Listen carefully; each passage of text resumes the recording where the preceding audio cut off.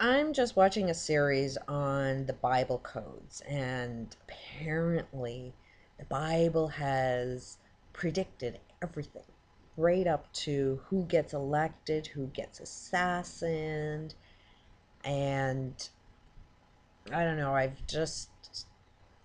it intrigued me to watch it, so I watched it, but I'm kind of stopped watching it as soon as I see the problem with it. And I'll put a link below to the first video, but it's a series, so feel free to watch it. This guy is a reporter, discovered, the Bible codes, and now he feels like he has this life mission to change the outcome. He's saying that all of our experiences are encoded in the Bible, it's all predicted in there. And like I say, predictions are suggestions that hits in your subconscious mind, and it has the power to create. So, you know, who wrote the Bible? Sure sounds like it was evil, because everything in that Bible code is predicting a lot of really, really bad shit. And predictions create. And this guy's mission is to change all of that. And guess who he works for? Governments. And are governments doing anything right now? So it's like, who's this guy working for? Like, what, trying to stop? It's like you can't have all of this information and then not know exactly what you're supposed to do with it. And here's the problem. The part that I'm, seeing the fault is that this guy apparently was on Oprah. Oprah kind of believes in the code. And I guess this guy told Oprah that you should warn Obama, something about, you know, I presuming that he's going to get killed or something, because it sounds like something negative is going to happen to Obama. And he seems to want to prevent assassinations. And it's like, okay, we're going to keep evil alive. We want evil alive. Let's just look at what Obama's doing. He's killing everybody off. Look at BP oil.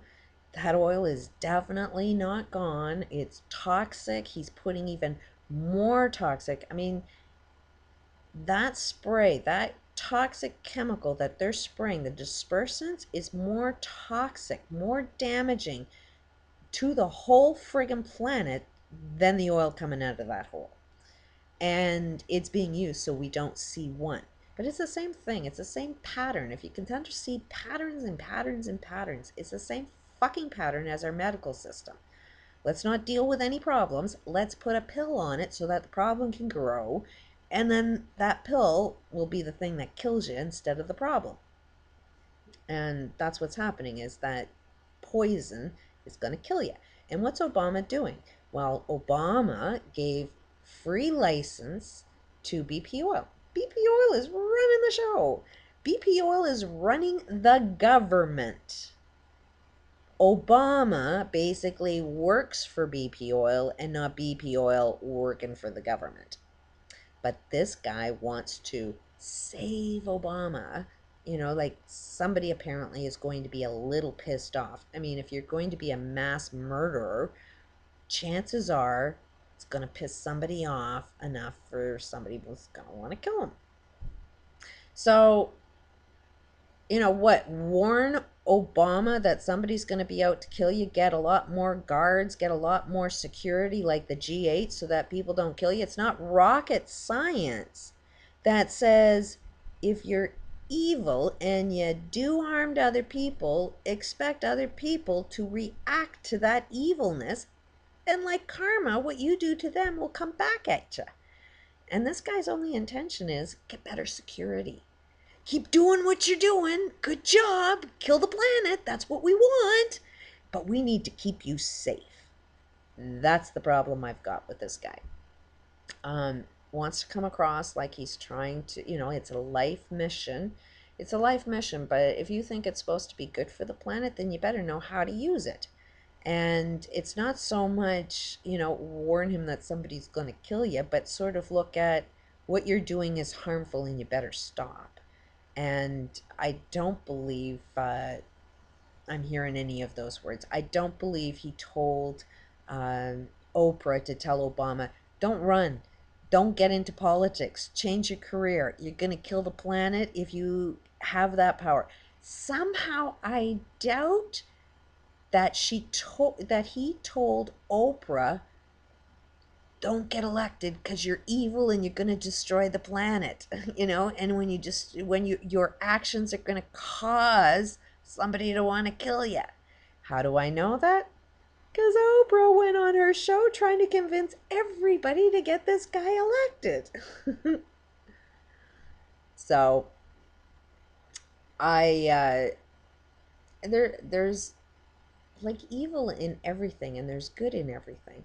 Knowing these Bible codes and knowing how to prevent it and avoid these situations can be done.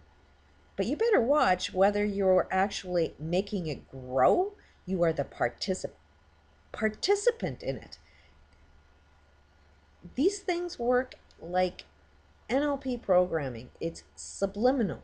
It programs your brain to be the evil. When you see it and you think you want to be good, you end up turning into it. And that's what this guy's doing. I don't think he's doing it intentionally. I think he's programmed to do that. Why? Because he doesn't know how to read a book. I don't think anybody that's reading that Bible actually knows how to read that book. And that's why so many people are getting so friggin' confused over reading Bibles, is they can't comprehend what they're reading. And a lot of it is really, really negative shit. There's more negative shit in that Bible. It looks like it was written by evil. And it's like if you follow it. That's why I've made so many videos that says, I ask the questions, are Christians killing the planet? Because they really don't know what they're doing.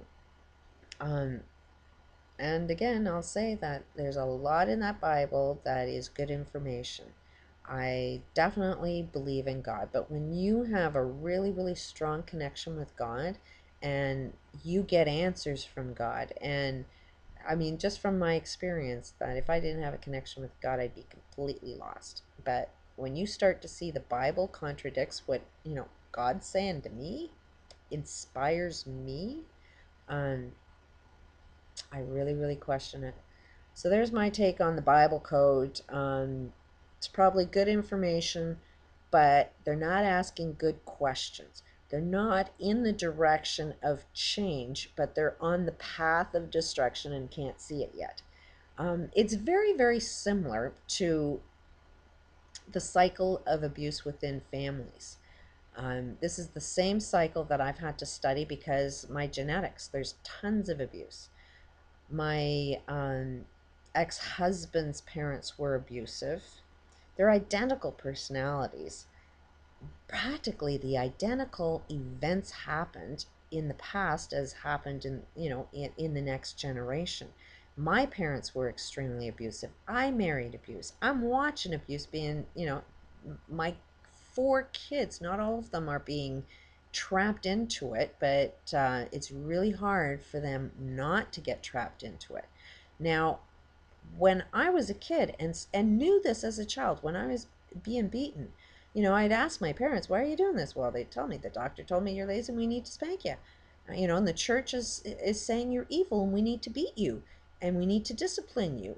And this is for a medical problem. Like if you're medically ill, this is the way our universe told my parents how to treat me, how to be a good parent. Beat the crap out of them. And then a medical problem will just go away. She also told me, if you think what I'm doing is bad to you, you should see what my parents did to me. It was way worse. So I knew right away, okay, you have a learned behavior. Because while she was saying, if you think this is worse, she can't see herself. My mother and father could never see themselves be exactly the same behaviors as their parents.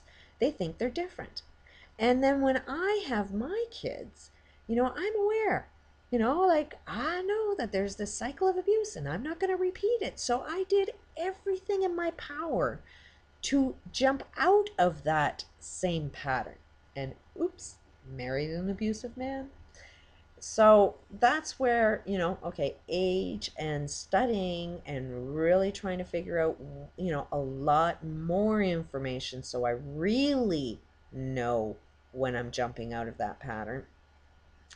Um, I don't think that you could know this unless you have the experience of age, because when you're a teenager, that's the time where you think you know it all, and it's like you only know you only know those many years of experiences and what people told you. You don't even know how much of what you know is wrong yet. You haven't had the experience to test it out and see how well it works for you. Um, and you have to be able to not get caught up in the drama of your experience, to be able to, you know, look above the room to see all sides, how everybody is experiencing the experience, to have an understanding of, okay, how and why is this all going on and how can we shift it. So just when you think that you're doing something different, it's next to impossible to try and see yourself doing something different. While you think you are, you're not. um, this human experience is one big massive mind fuck. But Um, it's like a challenge. It's like any of your computer games. It's um, anything that's a challenge to try and figure out, okay, what the hell is this all about? And it's pretty wild when you see what the picture is. I personally think everything is going to turn out right. I'm kind of really interested, okay, if that Bible code is correct, then it should say something about how the world gets shifted. But it won't. It'll only predict a lot of bad shit, I'm pretty sure. But if anybody knows of this Bible code and can see, some major shifts and who's participating in this shift, why doesn't it say anything good in that Bible? Why is it you can only pick out all of the bad stuff that's going to happen to us in that Bible? It's not like it's not there. It's we don't want to see it.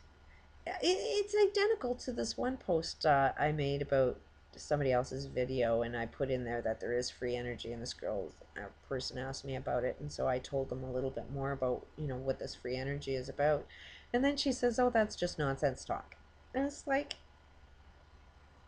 okay, this person obviously loves oil and loves all the pollution and loves spending a ton of money on oil and loves all of the headaches that comes with oil, because if there is something else available, how the hell does it have a chance to unfold if people just say, oh, that's nonsense? You see what you want to see, and when you want to see something different, you will develop the comprehension to see something different. And I don't see anybody doing something different. We're all still very, very tunnel vision on the problem. And I'm not seeing anybody, look in that Bible code of saying, okay, what's amazing? What's, how do we shift this? Where, I would think if a Bible had answers, it should have that answer in there. But I don't hear anybody talking about that. But there's my take on the Bible code. They are not interested in curing any of the causes to solve any of the problems. And while they're only looking at, like, causal, it's like there's one event that causes another event that causes another event that causes another event. We never look at the first initial cause that creates the domino effect. All we're looking at is protect that last domino from falling down. And that's kind of insane for me, because it's like, okay, all of those dominoes fall down, but you want to keep that last one up, and that last one is the one that's like killing everybody. No, you have to, in any problem, cure the very root causes of everything, and then I'd say you're on to something. But if you're just looking for band-aids, you are the problem. Just my opinion. Peace out.